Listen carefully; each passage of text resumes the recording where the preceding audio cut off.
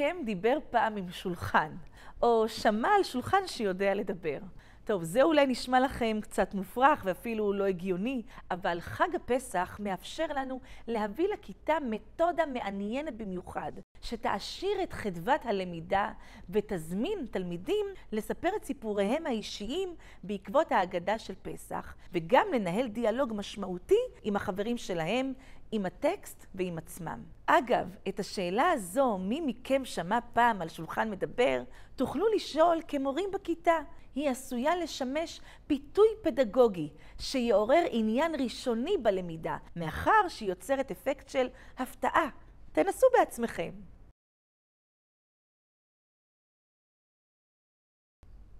אתם בטח תוהים מה אני עושה עכשיו.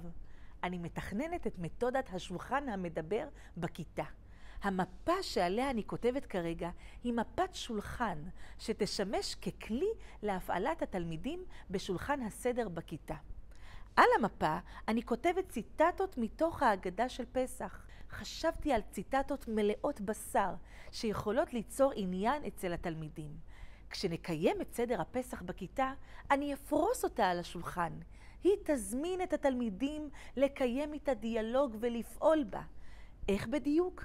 התלמידים התבקשו לשוטט במרחבי הציטטות, לבחור בציטוט שמעורר אצלם את הרצון לשאול שאלות, לשוחח איתו, לפרש אותו ממקום אישי, ולהמשיך את סיפור ההגדה ממקום פנימי, ולבטא זאת באמצעות כתיבה על המפה, או אפילו בציור.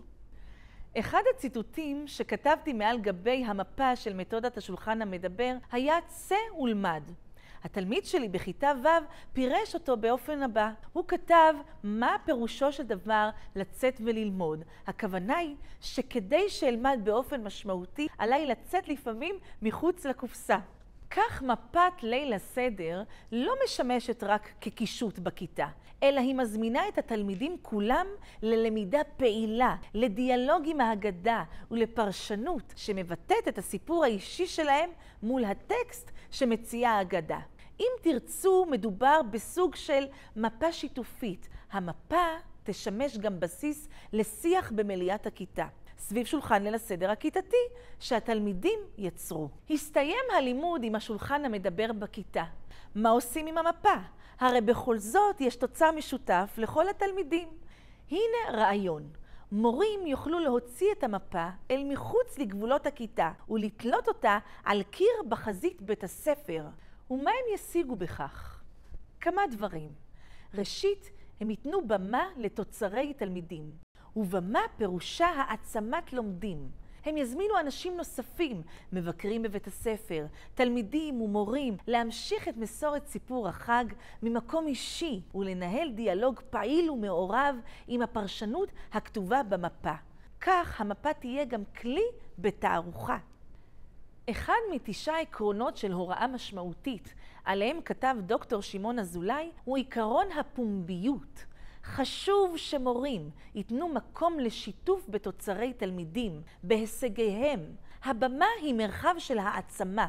מורים שנותנים מקום לתלמידים לבטא את הפרשנות שיצקו על גבי מפת השולחן המדבר, יהפכו את השולחן לחברותת לומדים שמקשיבים לסיפורי החברים, מגיבים עליהם ומעוררים שאלות. בהקשבה האחד לשני נוצרות גם זיקות משותפות, ועל כן מרחב הדיאלוג הוא חשוב מבחינה חברתית. ולסיכום, מתודת השולחן המדבר מעצימה את מקום הסיפור האישי בכיתה, ומעניקה לתלמידים את האפשרות לפגוש את ההגדה של פסח ממקום אחר, אישי ופרשני. המתודה הזו מובילה את התלמידים ללמוד באופן פעיל ומעורב, לקיים דיאלוג משתף ולספר את סיפוריהם האישיים במסגרת של פרשנות אישית לטקסט. למידה משמעותית, כבר אמרנו?